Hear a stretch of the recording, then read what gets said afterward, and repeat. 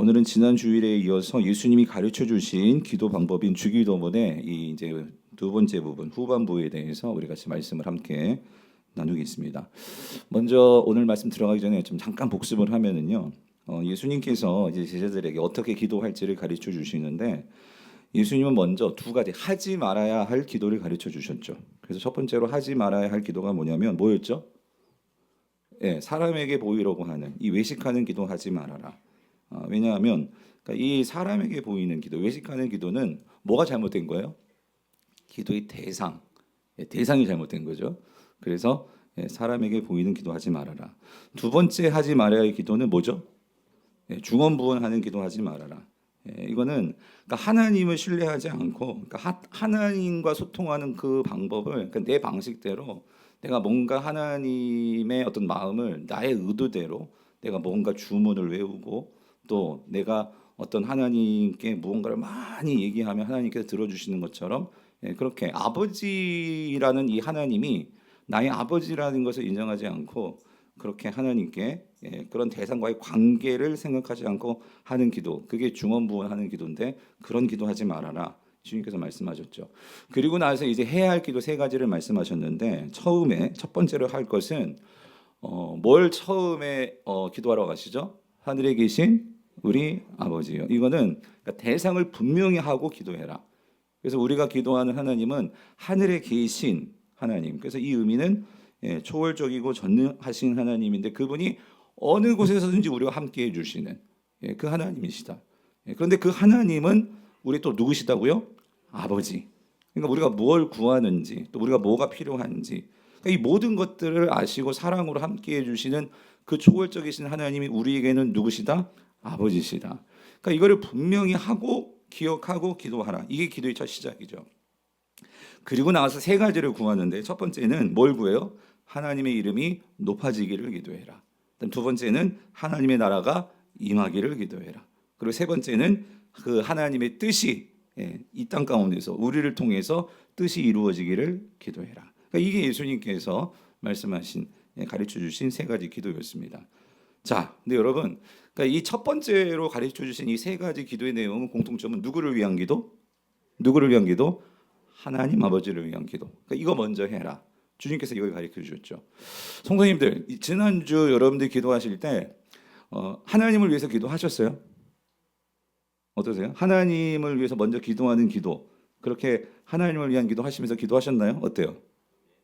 네, 아마 하신 분들은 좀 뭔가 다르다는 걸 느끼셨나요? 어때요? 네, 잘 모르겠으면 계속 하세요. 네, 해보시면 뭔가 다름이 경험이 되실 거예요. 그래서 여러분들 꼭 지난주 숙제도 내드렸는데 아무튼 여러분들께서 하나님을 위한 기도를 먼저 해 나가시길 바라고 오늘은 이제 그 두 번째 부분, 뒷부분인데 여기는 이제 우리를 위한 기도인데 PPT 보시면 세 가지를 기도하래요. 뭐냐면 우리에게 일용할 양식을 주옵소서. 그러니까 이거는 그러니까 우리의 이 생존 방식을 위한 기도예요. 이 땅에서 우리는 어떻게 살아가느냐 이 생존 방식을 위한 기도. 두 번째는 우리가 우리에게 죄 지은 자를 용서해 준 것 같이 우리 죄를 용서해 주옵소서. 이건 용서에 대한 건데 이건 다시 말하면 우리가 이 땅을 살아가면서 어떻게 사람들과 관계를 맺으면서 살아가느냐 이거를 기도하는 거예요. 세 번째는 우리를 시험에 들게 하지 마옵시고 다만 악에서 구하옵소서. 이거는 우리가 이 보이는 세계가 다가 아니라 영적인 세계가 있고 우리는 영적 전쟁 중이다. 이거를 항상 기억해야 된다. 이거를 위해서 기도해라. 주님은 이제 세 가지. 이 세 가지는 꼭 들어가야 된다 그 소리예요. 나를 위한 기도를 할 때. 그래서 오늘 요거를 좀 우리가 같이 살펴보겠는데요. 자, 먼저 첫 번째.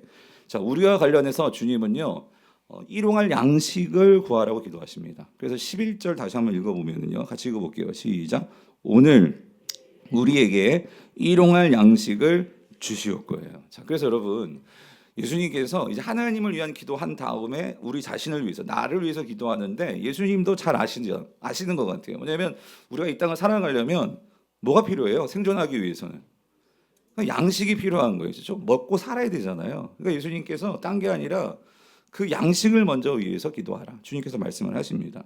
그래서 여기 이 양식이라는 단어가 이 아르토스라는 헬라어인데 이게 빵이라는 소리예요. 빵. 원래 없는 빵. 그러니까 물론 중동이나 이런 서양에서는 이제 빵을 먹고 사니까 그럼 우리에게는 이 빵 아르토스가 뭐겠어요? 밥. 그러니까 예수님께서요 첫 번째로 우리를 위해서 기도하는데 무슨 기도하냐? 주님 이거예요. 밥 달라고 기도해라. 예, 하나님께 밥 주세요라고 기도하라는 거예요. 여러분 애들도 그렇고 여러분 집에 다 있죠. 우리 여자 성도님 다 밥 달라는 사람들이 있죠. 예? 항상 밥 달라고. 그러니까 밥이 중요한데 자 근데 여러분 이거를요 조금 다시 한번 생각해 보면 그런데 여러분 예, 밥이 필요해요. 그런데 여러분들 중에 여러분이 기도할 때 하나님께 그러니까 매 끼니를 위해서 주님 밥 주세요. 밥 먹어야 돼요. 기도하시는 분 계세요? 예, 있어요. 있죠. 정말 먹을 게 없어서 예, 그런 분들도 있겠지만 근데 여러분 오늘날 우리 시대는요 밥이 없어서 솔직히 여러분들 중에 밥이 없어서 밥 못 먹어서 여러분들 그 밥 달라고 기도하시는 분 거의 없을걸요. 오히려 너무 밥이 많아가지고 예? 요즘 사람들은 뭐예요? 오히려 안 먹고 다이어트 하려고 하지 그렇지 않아요? 먹어도 뭔가 좋고 좀 맛있는 그런 뭐 그런 음식들을 찾지. 그러니까 요즘 끼니 때울 수 있게 해주세요. 물론 어려우신 분들 있겠지만 오늘날 시대는요. 사실 우리가 하나님께 밥 주세요라고 기도가 이 기도가 정말 그렇게까지 하나님께 기도할 기도냐 이런 생각이 들 수도 있어요. 자, 근데 여러분 그래서 여러분 여기서 우리는 이거를 조금 생각해 봐야 돼요. 뭐냐면 예수님께서 첫 번째로 우리를 위한 기도를 할 때 밥 달라고 기도하는 이 의미가 뭐냐는 거예요. 의미가. 그래서 여러분 여기서요. 이 밥 달라는 그 의미가 그냥 단지 진짜 밥을 달라는 기도냐? 우리는 이것을 생각해 봐야 되는데 이 문제를 해결해 주는 답이 오늘 본문 안에 있어요. 그 중요한 단어가 뭐냐면 일용할 양식이라는 거예요. 예, 일용할이라는 단어라는 거예요. 이게 이 신약 성경에서 한 번 나오는 단어인데 에피우시오스라는 단어인데 일용할이라는 단어가 이 단어가요 뜻이 한 세 가지가 있는데 첫 번째는요 생존을 위해 필요한 이런 뜻이 있고 그러니까 오늘 살기 위해 필요한 이런 뜻이 있고 또 이게요 내일 살기 위해 필요한 이런 뜻도 있어요. 예. 그래서 학자들은 이게 어떤 의미냐 이게 무슨 의미냐를 놓고 많이 따지기도 하는데 그냥 간단히 정리하면 주님께서 여기에서요 일용할 양식이라고 할 때 이 일용하는요 그러니까 우리가 살기 위해 생존하기 위해 근데 오늘 하루 살기 위해 필요한 것을 구하는 기도예요. 예. 자 오늘 하루 우리가 생존하기 위해서 필요한 거 그러니까 뭐 그게 뭐 밥이 될 수도 있겠고 어떤 분에게는 뭐 돈이 될 수도 있고 여러 가지가 될 수 있겠죠. 근데 여기서 중요한 건 이거예요. 예수님은요 보통 우리는요 그러니까 하루 살기 위해서 그것을 구하기보다 우리는 뭘 구하죠? 넉넉한, 풍성한, 넘치고도 차고도 넘칠 수 있는 우린 그걸 구하잖아요. 근데 여기서 핵심은 예수님은요 그게 아니라 그러니까 오늘 하루 생존할 그거를 오늘 구하는 거예요. 그거 주세요. 이거 기도하라는 거예요. 성도님들 이게 무슨 의미일까요? 그래서 여러분 오늘 이 첫 번째로 우리를 위한 기도, 이 일용할 양식의 기도는요, 이거는요, 핵심은 이거예요. 하나님 나라 백성된 우리는요, 세상 사람들과는 살아가는 방식이 달라야 된다 그 소리예요. 즉 오늘 우리는요, 이 기도를 통해서 하나님 나라 백성인 성도는요, 우리의 생존 방식은요, 중요한 건 이거예요. 일용할 양식의 의미는 이거예요. 매일 하나님을 의지하는 삶을 살게 해달라고 기도해라. 다시요, 뭐라고요? 매일매일, 그러니까 매일 하나님을 의지하는 삶이 중요하다 그 소리예요. 그거를 구하는 기도가 일용할 양식을 주옵소서라는 기도예요. 왜 그러냐면 여러분 사실 인간은요 일용할 양식만을 구하는 것을 가지고는 만족하지 못하는 게 인간이에요. 왜냐면 인간은요 일용할 양식만 가지면요 불안해합니다. 왜? 내일 어떻게 살지? 그럼 내일 모레는 어떻게 살지? 우리는 이걸 불안해한다 그 소리예요. 이게 왜 그러냐면 본질적으로 인간은요 죄가 우리에게 들어오면서 죄는요 하나님과의 관계를 끊어놓았어요. 그래서 이 죄는요 그러니까 나 스스로를 지켜야 한다는 생각을 주는 게 죄예요. 하나님 없이 그러니까 내가 나 스스로를 지켜야 돼. 그러다 보니까 이 죄라는 건 항상 뭘 염려하면 내일 일을 염려하게 만들어요. 네. 우리가 어떻게 살고 노후에는 어떻게 하고 항상 미래가 불안한 거예요. 그래서 여러분 보세요. 이 지구상에 존재하는 뭐 우리와 같이 이러한 뭐 동물이든 포유류든 어쨌든 이 모든 동물 중에서요 내일 일을 걱정하는 여러분 사자 봤어요?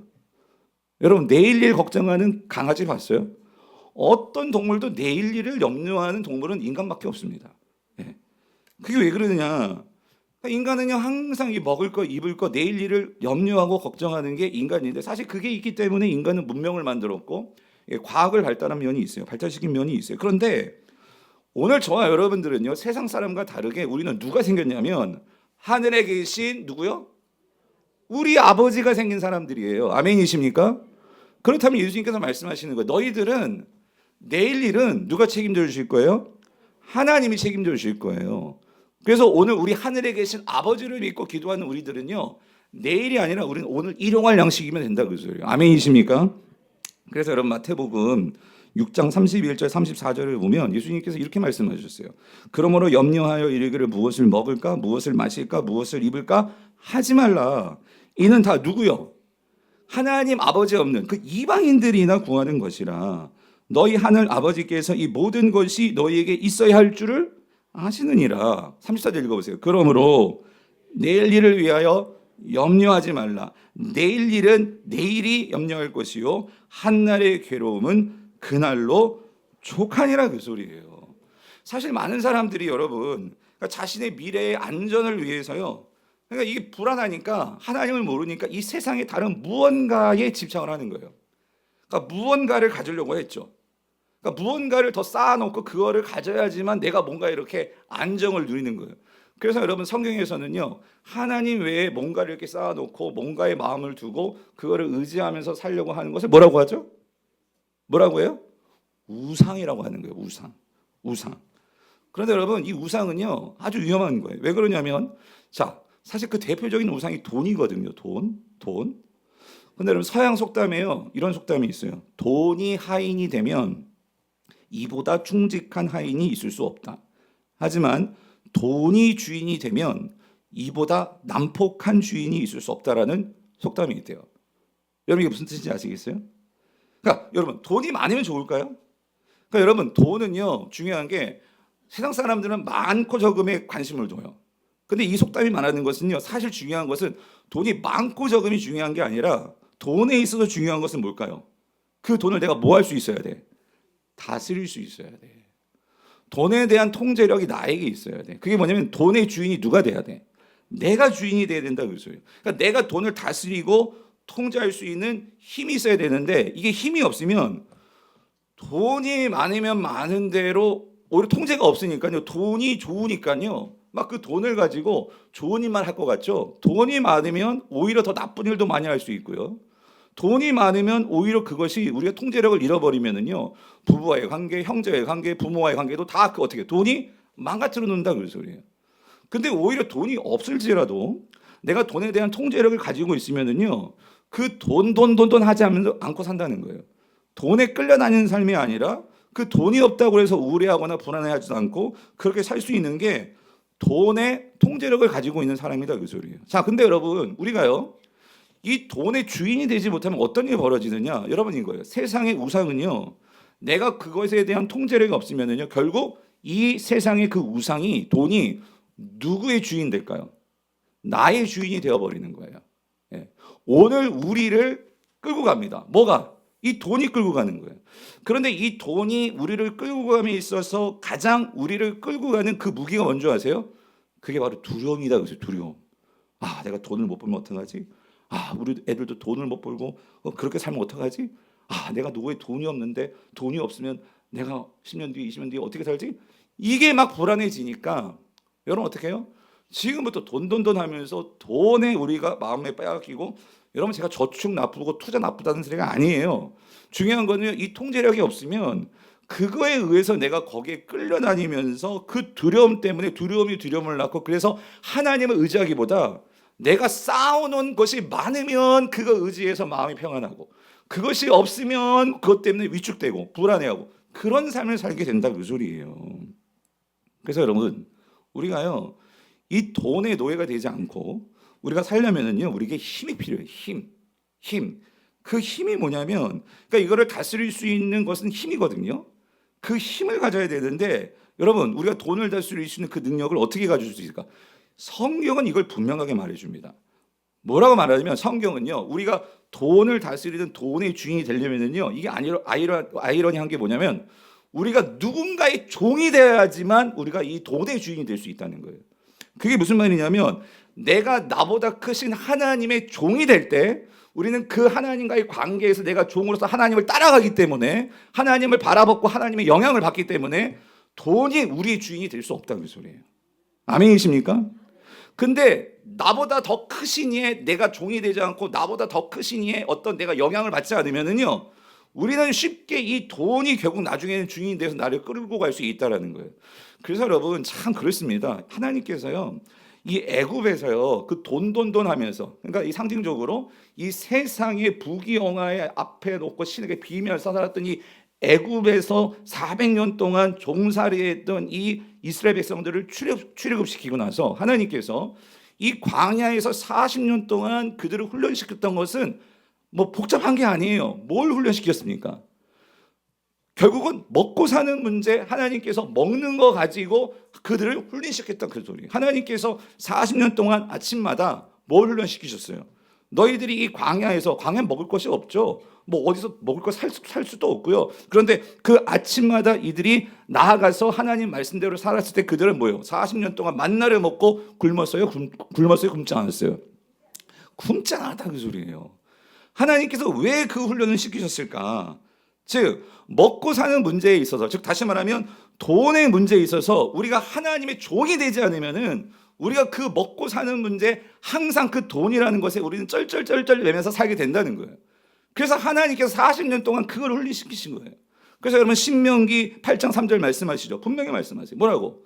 너를 낮추시며 너를 줄이게 하시며 또 너도 알지 못하며 내 조상들도 알지 못하던 만나, 이게 만나잖아요. 만나를 내게 먹이신 것은 사람이 떡으로만 사는 것이 아니요 여호와의 입에서 나오는 모든 말씀으로 사는 줄을 내가 알게 하려 하심이라. 즉 여기서요, 여호와의 입에서 나오는 모든 말씀으로 산다는 게 뭐예요? 그러니까 우리가, 여러분 종은요 결국 누구 말씀 따라야 돼? 주인 말씀 따라야 돼. 그러니까 여러분 결국 하나님께서 이스라엘 백성들 광야에서 훈련시키는 것은요, 너희들이 나의 종이 되어야지만 가나안 땅에 나가가지고 그 우상 앞에서 바알 앞에서 절하지 않고 그렇게 살 수 있다 그 소리예요. 제대로 훈련받지 못하니까 이스라엘 백성들, 또 광야에서 그렇게 훈련받은 거 가나안 땅 들어가니까 좋은 게 너무 많아. 그래서 그때는 광야에서 맨날 만나 먹다가 이제 가나안 땅에 가니까 자기가 먹고 싶고 막 심어서 먹을 수 있어. 그러다 보니까 이 훈련 까먹으니까 또다시 이들이 그 가나안의 종이 되니까 그들은 어떻게 돼버렸어요? 바알 쫓아가다가 결국은 그들은 뭐가 됩니까? 하나님의 종이 아니라 그 바알의 종 되니까 나중에는 복받겠다고 자기 자녀 죽이고. 여러분 이게 뭐예요? 복받겠다고 그 바알의 그 인신제사 드리고 이런 모든 일들이 내가 우상에 빠지니까, 내가 오히려 우상의 종이 되어버리니까 자기 자식들도 바치더라고요. 이게 성경이 말해주는 거잖아요. 사랑하는 성도님들, 오늘 우리가 어떻게 이 세상에서 돈이며 아니면 여러분의 직장이며 아니면 여러분 어떤 성공이며 이거 필요한 거예요. 그런데 우리가 어떻게 이런 것들에 끌려다니는 종으로 살지 않을 수 있을까? 이거를 위해서 주님께서 기도를 가르쳐 주신 거예요. 어떻게? 오늘 우리에게 어떤 양식이요? 일용할 양식을 주옵소서. 이 기도하라는 거예요. 그러니까 여러분 이 기도는 단지 양식을 구하는 기도가 아니라 뭐 구하는 거예요? 이제는 더 이상 내가 이 세상 방식 쫓아가며 세상으로 종으로 사는 것이 아니라 오직 하나님만을 의지해서 하나님의 종으로서, 이제는 하나님께서 분명히 우리 보고 이 땅을 다스리라고 하셨잖아요. 하나님께서 그 하나님의 능력으로 우리에게 다스릴 수 있는 그 능력을 우리에게 위임해 주셨잖아요. 그래서 하나님, 내가 당장 내일 먹을 거 없어도 오늘 나를 살게 해주셨으니까 오직 하나님 의지하면서 내일도 모레도 그렇게 살 수 있게 하여 주시옵소서. 이거 기도하는 거예요. 이거. 바라기는 여러분들 이 기도를 통해서 진정한 이 세상에서 자유함을 누리시는 저와 여러분들 수 있기를 축원합니다. 두 번째로 예수님께서 우리를 위한 기도, 뭐 기도하라고 하냐면 용서와 관련해서 기도를 하라고 하십니다. 자, 여러분 12절 같이 읽어볼게요. 시작. 우리가 우리에게 죄 지은 자를 사하여 준 것 같이 우리 죄를 사하여 주시옵고요. 잘 보세요. 그러니까 우리와 관련된 기도를 하는데 첫 번째는요, 그죠? 우리가 먹고 사는 게 중요해. 그래서 우리가 먹고 사는 것은 이제 우리는 이 세상에 그 떡, 돈 이게 중요한 거라 이거를 만드시고 이걸 진짜 주인인 하나님을 의지해서 하는 게 중요하다. 이게 첫 번째. 이게 우리의 생존 방식이다. 이거라면 이제 둘째는 하나님과의 관계뿐만 아니라 우리가 이 세상의 다른 이웃들, 다른 사람들과의 관계에서 하나님 백성은 어떤 인간관계를 맺으면서 살아가야 되느냐. 이거를 말해주는 게 두 번째 기도예요. 근데 여기서 우리가 인간관계와 관련해서 예수님께서 뭐를 놓고 기도하라고 말씀하시냐면 의미심장하게 그게 용서더라는 거예요. 용서. 성도님들, 여러분 인간관계에서 가장 힘든 게 뭡니까? 뭐가 힘들어요? 사실 용서죠. 왜 그러냐면 나에게 상처를 주고 나에게 지울 수 없는 어떤 아픔을 줬어. 근데 그 사람 여전히 잘 살아. 아니 나보다 더 밝게 잘 살아. 그런 거 보면은요. 와, 여러분 정말 그런 사람들이 있다. 여러분 그 사람을 용서한다? 이거 쉬워요? 어렵죠. 어려운 일이죠. 근데 여러분 우리가 구약의 율법을 보면 구약의 율법 우리 레위기 24장 19절 20절에 보면 이런 율법이 있어요. 자, 같이 한번 읽어볼게요. 시작. 사람이 만일 그의 이웃에게 상해를 입혔으면 그가 행한 대로 그에게 행할 것이니 상처에는 상처로 눈에는 눈으로 이에는 이로 갚을지라 남에게 상해를 입힌 그대로 그에게 그렇게 할 것임을. 어느 성도가 저기 쫓아왔어. 목사님 저 이 말씀에 너무 은혜 받았다. 어떤 말씀인데요? 나를 너무 아프게 하는 성도가 있는데 하나님이 그랬대. 이는 이로 눈은 눈으로 그렇게 갚아줘라 했다는 거예요. 여러분 이게 그런 말씀인가요? 물론 우리가 문자적으로 보면 그거예요. 누가 나의 이빨을 뽑았어. 나도 가서 못 뽑으면 돼? 이빨 뽑으면 돼. 누가 나에게 정말 눈을 막 빼갔어. 나도 못 빼? 눈 빼면 돼. 근데 이게 그렇게 하는 말씀이에요. 만약에 이런 말씀 가지고 우리가 제대로 이 말씀 순종하면 여기에 죄송해요. 막 병신들 많을 거예요. 안 그래요? 이 말씀대로 하면 정말 그런데 여러분 이게 그런 말씀이에요? 여러분 어떻게 생각하세요? 그래서 여러분 성경을 우리가 볼 때 우리가 문자적으로 해석하면 참 이게요. 이런 오류가 날 수 있는데 여러분 여기서요. 하나님께서 지금 이스라엘 백성들을 놓고 이 말씀을 주실 때 이 율법을 줄 때는 여기에요, 여러분. 맥락이 있어요. 맥락. 이 말씀의 의미에는 전제가 있어요. 그 전제가 뭐냐면 인간의 죄성입니다. 인간의 약함이라는 거예요. 이게 무슨 말이냐면 인간은요. 내가 손해를 봤어요. 그래서 누군가를 갚아주려고 해. 그러면 우리가 당한 만큼 갚는 게 아니라 우리가 감정에 막 또 욱하면은요. 우리는 어떻게 갚아요? 어떻게 갚아주고 싶어?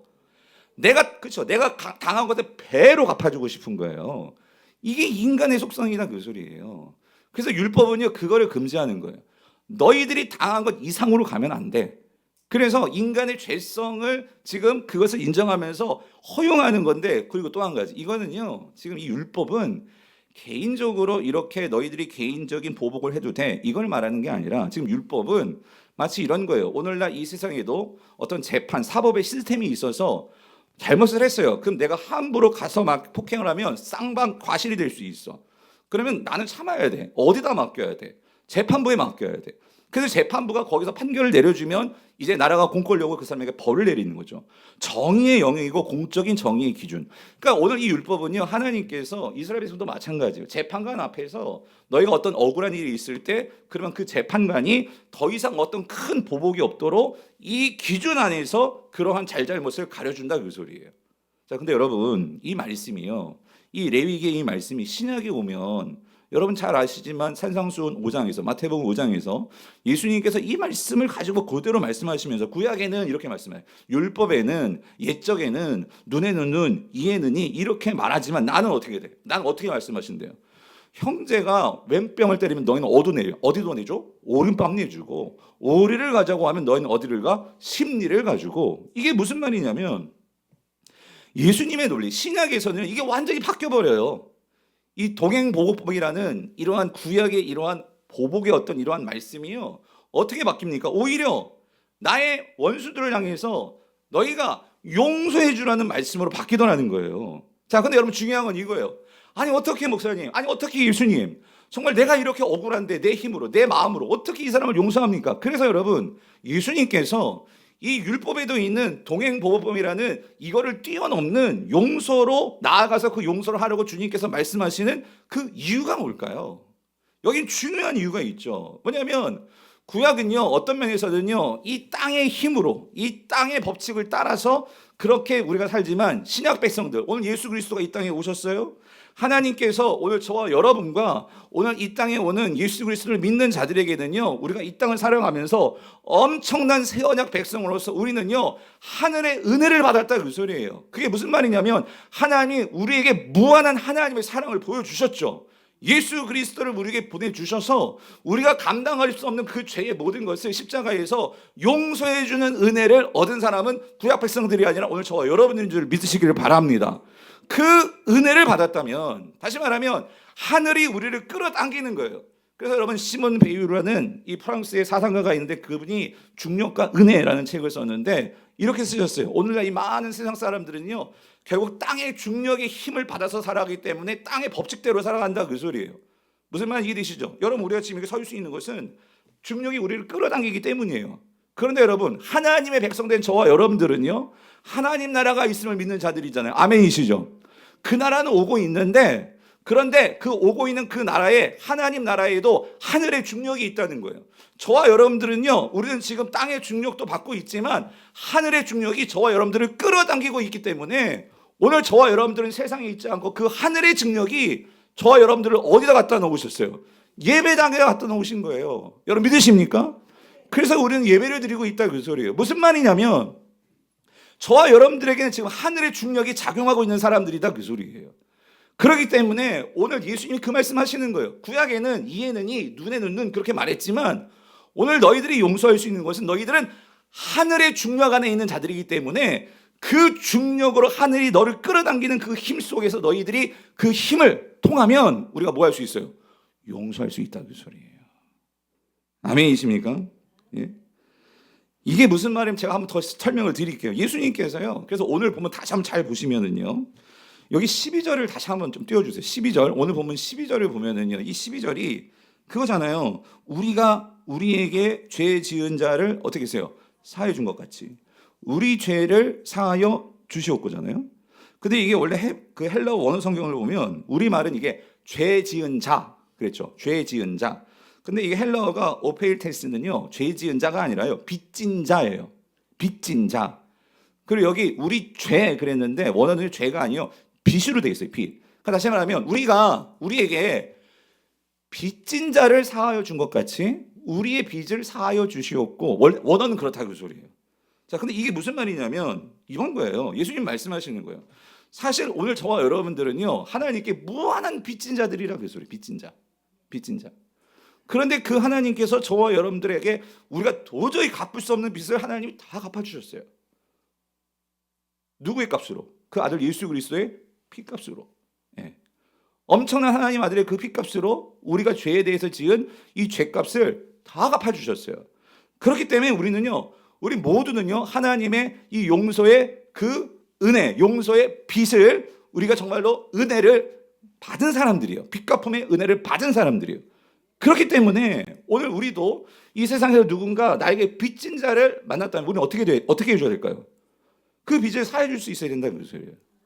그래서 여러분, 이게 예수님께서 이거를 비유로 들어 놓으셨죠. 마태복음 18장에 이런 비유를 들으셨어요. 뭐냐면 엄청난 부자가 있는데 그 엄청난 부자가 그 1만 달란트라는 이 엄청난 돈을 빚진 자를 그 빚을 탕감해 주었어요. 근데 이 1만 달란트 그 빚을 탕감받은 자가 길을 가다가 시장에서 자기에게 100데나리온 빚진 자를 만난 거예요. 그런데 이 100데나리온 이 빚진 자를 만나는 순간 이 1만 달란트 탕감받은 자가 딱 그 사람 멱살에 너 빨리 내 돈 내놔 이런 거예요. 그런데 이 사람 저 돈 갚을 수가 없어요. 그랬더니 어떻게 당장 잡아가지고 감옥에다 넘기는 이야기가 나오는데, 근데 여러분 그 다음 PPT 한번 보여주세요. 여러분 1만 달란트가 얼마인 줄 아세요? 제가 이거 한번 조사해봤더니만 1만 달란트는요, 일단 1달란트는요 6천 데나리온이래요. 6천 데나리온. 근데 1데나리온이 얼마냐면 이게 그 당시 예수님 당시 노동자 하루 품삯이래요. 그러면 이거를 그냥 오늘날 우리 노동자 하루 품삯 10만으로 치자 그 소리예요. 그러면 1만 달란트는요 6천만 데나리온이에요. 그러니까 6천만 그 일당인 거죠. 그럼 이거를 만약에 10 곱하면 6천만 데나리온은 얼마가 되느냐? 이게 오늘날로 좀 6조 원이 되는 거예요. 별로 안 놀라시네. 네, 그럴 줄 알았어요, 여러분. 어떻게 해와도 여러분들 아니 6조 원 돈 우리는 뭐 상상이 안 되죠. 이 6조 원 돈을 빚을 졌었는데 이거를 갚아준 거예요. 그러니까 이거를 탕감해 준 거예요, 주인이. 엄청난 거 아니에요? 여러분 한번 놀래주세요. 엄청난 거 아니에요, 여러분? 아니 여러분들이 네? 6조 원이나 내가 만약에 이 엄청난 이 천문학적인 돈을 내가 빚졌는데 그걸 탕감받았는데 안 기쁘세요? 생각만 해도 너무 큰 감이 안 오죠. 근데 그런 돈을 탕감받았는데 길 가다가 나에게 얼마? 100데나리온. 근데 이 100데나리온 작은 돈은 아니에요. 이걸 10만 원 곱하면 이게 1000만 원이거든요. 여러분? 1000만 원 큰 돈이죠, 여러분. 안 그래요? 근데 1000만 원 빚진 자를 만났어. 여러분 이거 받으실래요? 안 받으실래요? 안 받으실 거예요? 진짜? 예? 제가 한번 두고 보겠어요, 여러분. 여러분 이게 그냥 내가 만약에 1000만 원 빚진 자를 만나면 1000만 원이면 얼마나 큰 돈이에요, 여러분. 근데 중요한 건 이거. 내가 뭐 탕감 받았어? 얼마 탕감 받았어? 6조 원이란 말이에요, 6조 원. 그런데 6조 원이나 내가 탕감 받았는데 이 엄청난 은혜를 받았는데 그런데 이 1000만 원 못 갚는다고 그거를 받아내는데 이거 못 갚는다고 그래서 그 사람은 멱살을 잡고 감옥에 넣었다. 만약에 이걸 진짜 그 주인이 들었으면 어떨 거 마음이 어떨 것 같아요? 괘씸한 거죠. 그래서 여러분 예수님이 요거를 말씀해 놓으셨어요. 18장 32절부터 34절을 보니까 이의 주인이 그 6조 원 탕감 받은 자 그를 불러다가 말하되 악한 종아 내가 빌기에 내가 내 빚을 전부 탕감하여 주었거늘 내가 너를 불쌍히 여긴과 같이 너도 여기 중요해요. 내가 너를 불쌍히 여긴과 같이 너도 내 동료를 어떻게 해? 불쌍히 여김이 마땅하지 아니하냐 하고 주인이 노하여 그 빚을 다 갚도록 그를 옥졸들에게 넘겼대요. 여러분 6조 갚을 수 있겠어요? 이건 못 갚는 거예요. 못 갚는 거예요. 근데 여러분 여기 보니까 주인이 여기 중요한 포인트가 있어요. 6조 원보다 더 중요한 게 뭐냐면 왜 주인이 이 6조 원의 빚을 탕감해 주셨대요? 왜? 내가 너를 불쌍히 여긴 것 같이 너도 어떻게 해? 세상에 나가서 어떻게 해요? 불쌍히 여겨주라고. 네가 그 은혜를 받은 것 같이 그 은혜를 세상에서 어떻게 해요? 흘려보내라고. 그러니까 이 주인은요, 난 엄청난 주인이거든요. 그러니까 이 세상에 그런 은혜가 흘러 넘치기를 바래서 그런 큰 용서를 준 거예요. 그런데 이 6조 원 탕감 받은 사람은 그 은혜를 누구만 갖고 있어? 나만 갖고 있어. 주인은 거기에 대해서 괘씸하게 여겼다 그 소리예요. 근데 이건 비유잖아요, 비유인데 이 얘기를 해주시고 예수님께서 이제 말씀하신 게 있어요. 뭐라고 말씀하시? 제자들에게 말씀하시는 거예요. 35절. 이건 같이 읽어봐요. 35절 시작. 너희가 각각 마음으로 형제를 용서하지 아니하면 나의 하늘 아버지께서 너희에게 어떻게 하신대요? 이와 같이 하시니라. 이와 같이 하시니라. 여러분 이거요. 우리가 좀 경고의 말씀을 드릴 필요가. 예수님 말씀하시는 거거든요. 그러면 이와 같이 하신 너도 6조 원 갚아라 그 말씀이에요? 이게 무슨 말씀이에요? 그러니까 너희들이 형제를 용서하지 않는다면 여러분 이거는요. 우리에게 어떤 의미일까요? 그러니까 이 6조 원이나 내가 탕감을 받았는데 이 사람이 그 1000만 원 그 용서해주지 못해. 그거는요. 내가 받은 은혜가 얼마나 큰지를 모르는 거죠. 여러분. 내가 받은 은혜가 얼마나 큰지를 제대로 모르고 그걸 경험해 보지 못하니까 마음이 어쩌면 꽉 완악한 사람이니까 여러분 그런 은혜가 나가지를 못하는 거예요. 이거는 우리에게 적용해 보면 여러분 이겁니다. 우리가 진짜 신앙생활을 했고 예수 그리스도의 십자가의 은혜를 많이 들었지만 그 십자가의 은혜가 얼마나 큰지 주님은 6조 원을 지금 예를 들어 놓았는데 하나님이 우리에게 예수 그리스도를 보내주셨거든요. 저와 여러분들의 죄를 사해 주시기 위해서 그래서 저와 여러분들이 하나님 나라 백성이 되고 그 하나님 집에 갈 수 있고 그 하나님과 함께 할 수 있는 이 엄청난 은혜를 주셨거든요. 여러분 이거 돈을 얼마를 매기실 수 있으시겠어요? 얼마면 이거를 만약에 돈으로 산다면 여러분 살 수 있겠어요? 여러분의 구원을 내가 받은 구원을 돈으로 만약에 내가 돈 내고 구원을 살 수 있다면 얼마 주고 살 수 있으시겠어요? 여러분 이걸 어떻게 돈으로 삽니까? 지금 예수님이 말씀하시는 우리가 그런 은혜를 받았다 그 소리예요. 그런데 너희가 누군가에게 너희가 어떤 상처를 받았어요? 어떤 어려운 일을 당했어요? 그렇다고 그 사람을 용서하지 못한다면 여러분 그건 뭐예요? 내가 이 은혜를 가지고 이 은혜를 생각하지 못하니까 내가 받은 이 은혜의 감격이 없다 보니까 우리 안에서 뭐가 흘러가지 않아? 용서의 은혜가 흘러가지 않는다 그 소리예요. 그러면 여러분 우리는요 오늘 너희에게 이와 같이 하시리라 이 말은 용서하지 않겠다 그런 의미라기보다도 여러분 예수님의 용서, 우리 죄 용서 다 받았잖아요. 그런데 오늘 주님께서 이렇게 말씀하시는 그 의미는 뭐예요? 우리가 정말 내가 용서를 받았는데, 우리가 정말로 그 용서의 구원을 받았는데, 우리가 정말 누군가를 정말 나도 이렇게 은혜를 흘려보내지 못하고 용서하지 못한다면, 그러면 우리는 이걸 생각해 봐야 된다, 그 소리예요. 내가 정말 주님의 십자가의 사랑, 십자가의 은혜를 나는 정말 진짜 알고 있는 건가? 아니면 내가 정말 어쩌면 그걸 모르고 신앙생활을 하고 있는 것은 아닌가? 더 심각하게 말하면 가짜 신자일 수도 있다는 주님의 경고의 말씀이다, 그 소리예요. 그러면 성도님들, 오늘 이 말씀이 우리에게는요 이렇게 들려올 수 있어요. 여러분 아까 예수님께서 비유 가운데 말씀하셨잖아요. 그렇게 용서해 준 것은 용서의 은혜가 우리 안에만 있는 것이 흘러가야 되거든요. 그러니까 우리가 용서하지 못한다는 것은 여러분의 삶에서요, 여러분의 하나님의 은혜가 여러분에 연결돼서 그 은혜가 여러분의 가정과 직장과 교회 안에 흘러갈 수 있는 파이프라인이 있다는 거예요. 통로가 있는데 그게 지금 막혀 있다, 그 소리예요. 예. 왜냐하면 우리가 다음 주에 보겠지만 하나님은 저와 여러분들을 축복의 통로로 만드셨는데, 우리가 용서하지 못한다는 것은 결국 그거거든요. 여러분 이렇습니다. 형제와의 관계에서 용서가 없다는 것은 뭔가 그 축복의 통로가 막혀 있다는 거고, 그러면 은혜가 선순환되지 않는다면 여러분 하나님과 여러분의 관계도 문제가 있을 수 있다는 소리예요. 왜? 은혜는 계속해서 선순환돼야 되거든요. 근데 오늘 어떻게 해요? 하나님 이와 같이 하시리라, 이 말은 결국 하나님과의 관계에도 문제가 일어날 수 있다, 그 소리예요. 그래서 성도님들 기억하십시오.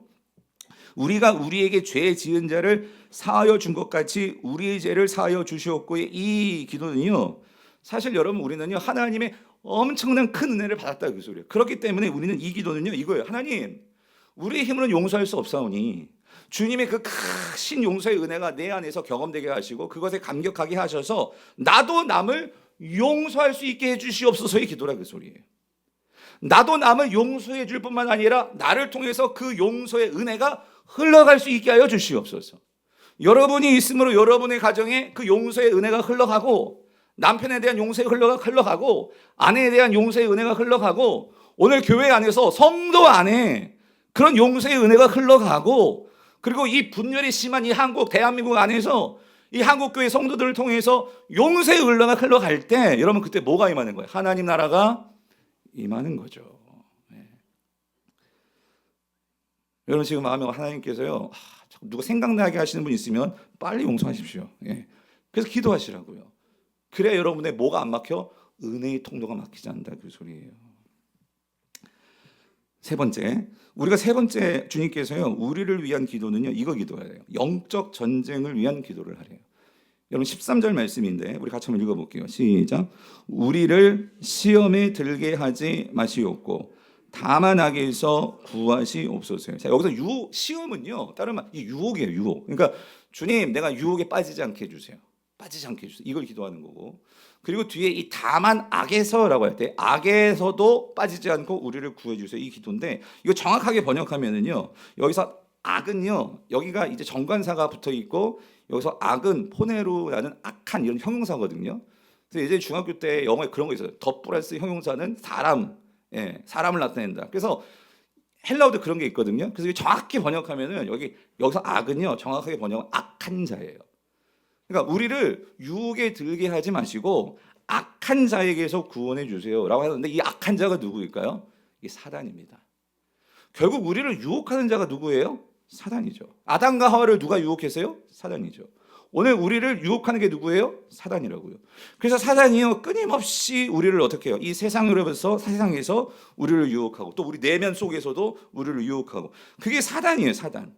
그래서 오늘 성도들에게 주님께서 이걸 가르쳐 주시는, 너희들이 보이는 게 다가 아니야. 그래서 너희들이 이 땅에서 이거 꼭 기도해야 되는데, 그게 뭐냐면 너희를 유혹하는 사단으로부터 나를 지켜주시고 그 사단을 이기게 하여 주시옵소서. 이거 항상 기도하라는 거예요. 예. 왜냐하면 여러분 이 사단이요 지금도 호시탐탐 오늘 우는 사자와 같이 넘어뜨리는 자를 사단이 뭐하고 있대요? 찾고 있다고 말씀하시잖아요. 그래서 우리가 어떻게 해야 돼요? 이 기도를 통해서 성도들은요 오늘 예수 그리스도는 십자가에서 이 모든 사단의 권세를 이기셨습니다. 아멘이십니까? 그래서 성도는요 여러분 기도해도요 맨 마지막에 누구의 이름으로 기도합니다? 아멘? 예수님의 이름으로 기도합니다. 아멘. 왜 예수의 이름을 꼭 붙여야 돼요? 예수의 이름만이 모든 사단의 권세와 모든 하늘의 권능과 모든 것을 가지신 분이 예수 그리스도시세요. 아멘이십니까? 그래서 그 이름을 의지해서 우리는 사단을 대적하는 거예요. 그럴 때 사단은 결코 우리를 이길 수가 없습니다. 아멘이십니까? 골로새서 2장 15절 같이 한번 읽어볼게요. 시작. 통치자들과 권세들을 무력화하여 드러내어 구경거리로 삼으시고 십자가로 그들을 어떻게 하셨다? 이기셨느니라. 할렐루야. 여러분, 여기서 십자가로 그들이 누구예요? 통치자들, 권세자들, 사단의 권세를 말하는 거예요. 예수님이 십자가에서 이 모든 것들을 다 이기셨습니다. 그렇기 때문에 우리는 십자가를 붙드는 거예요. 십자가를 바라보는 거예요. 그렇기 때문에 성도님들, 우리를 시험에 들게 하지 마시옵고 다만 악에서 구하시옵소서는 우리가요, 그러니까 영적으로 생존하고, 그러니까 사탄과의 영적 전쟁에서 승리하기 위해서는요, 그러니까 이 기도를 해야 된다는 소리예요. 우리를 시험에 들게 하지 마옵시고 다만 어디에서? 악에서 구하시옵소서. 우리에게 승리를 주실 분은 오직 예수 그리스도시기 때문에. 아멘이십니까? 자, 이게 우리를 위한 기도였어요. 일용할 양식, 용서를 위한 영적 전쟁. 자, 이렇게 기도를 하고 기도가 끝나지 않고요, 오늘 뭔가 붙어 있습니다. 마지막으로 13절을 보니까요, 주기도는 이렇게 끝나는데, 자, 13절 노란색 부분이 이렇게 되어 있죠. 뭐라고 해요? 같이 읽어볼게요. 시작. 나라와 권세와 영광이 아버지께 영원히 있사옵나이다. 아멘으로 끝나는 거예요. 이거를 송영이라고 해요. 송영. 뭐냐면 하나님께 찬송하는 거예요. 찬송, 높이는 거예요. 자, 그래서 주기도문이 이 송영으로 끝나는데, 근데 이상한 점이 있어요. 뭐가 이상하냐면 여기 뭔가 좀 이상하죠. 뭐가 있죠?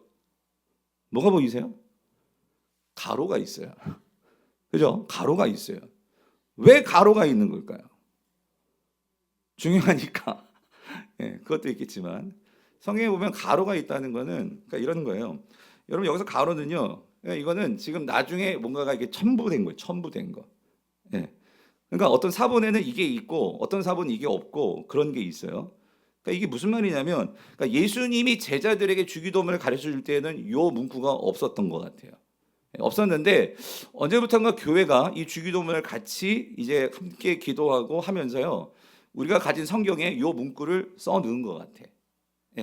그러면서 2000년 동안 이것이 계속해서 교회의 전통 속에서 이 송영이 주기도문 다음에 꼭 나왔다, 그 소리죠. 이게 뭘 의미하는 걸까? 여러분, 이게 의미가 있는 것 같아요. 왜 그러냐면 여기 주기도문 마지막 송영으로 나라와 권세와 영광이 아버지께 영원히 있사옵니다라는 이 송영은 이게요, 주기도문의 주제를 요약 압축해서 보여주는 거예요.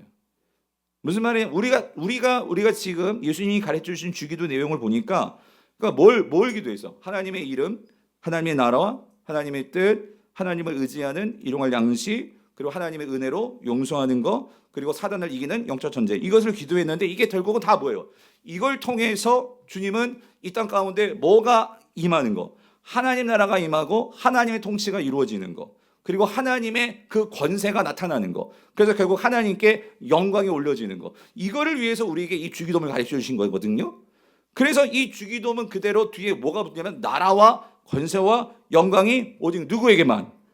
아버지께만 영원히 있사옵니다라고 교회가 같이 그것을 찬송하는 거예요. 주기도문은 그렇게 끝나더라, 그 소리예요. 맞습니다. 이게 딱 맞는 것 같아요.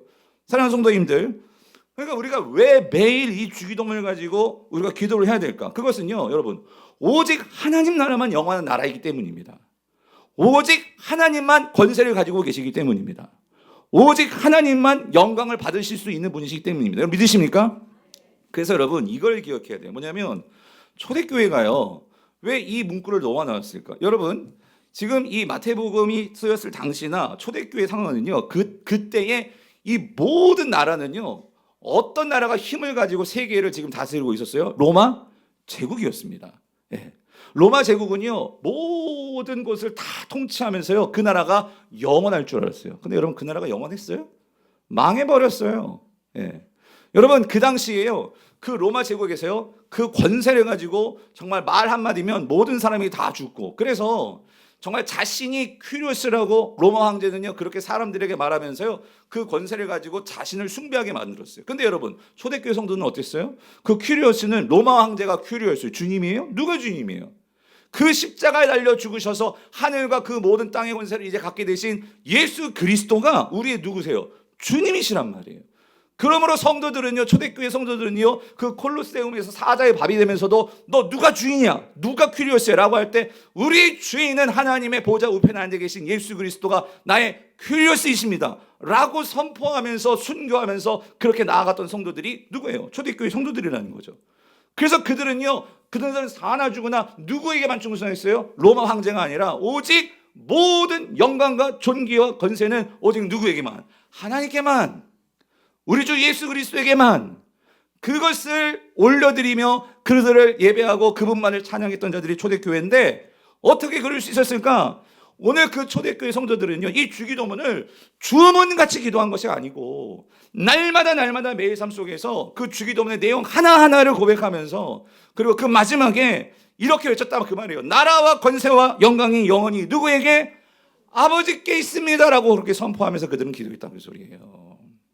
사랑하는 성도님들, 여러분 누구를 주님으로 모시고 살기를 원하십니까?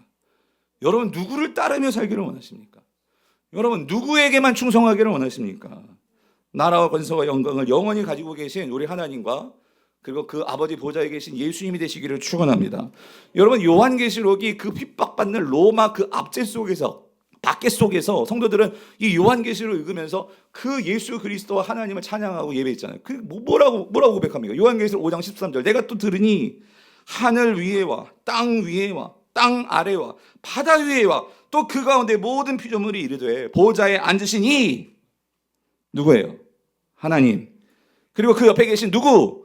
어린 양에게. 어린 양 누구예요? 예수 그리스도에게 뭐예요? 찬송과 존귀와 영광과 권능을 어떻게? 세세토록 영원히 뭐예요? 돌릴지어다. 아멘. 여러분 이게 주기도문이죠. 말씀 맺겠습니다. 사랑하는 성도님들, 여러분들 정말 주기도문을 기도하시기를 바랍니다. 우리가 2주 동안 주기도문을 배웠잖아요. 여러분 주기도문은요, 여러분이 이 주기도문을 제대로 기도하면 하나님과 내가, 땅과 하늘이 연결되는 기도가 주기도문입니다. 주기도문은 나라와 권세와 영광이 정말 하나님께 있는데 그것이 나를 사로잡게 하는 기도가 주기도문입니다. 우리가 주기도문으로 진실되게 기도할 때 여러분, 아버지의 나라와 권세와 영광이 우리 자신과 교회에 충만하게 될 줄 믿습니다. 그리고 그 충만한 은혜는요, 반드시 여러분 흘러가게 되어 있고, 여러분이 그 은혜를 흘려보낼 때 여러분의 가정과 이 교회와 여러분의 직장과 이 나라가 저는 새로워질 줄 믿습니다. 그렇게 쓰임받는 저와 여러분 되시기를 축원합니다. 자, 우리 찬양합시다. 그래서 오늘 말씀 생각하시면서요, 그 뜻 하나하나 생각하면서 우리 찬양하고 같이 기도하겠습니다.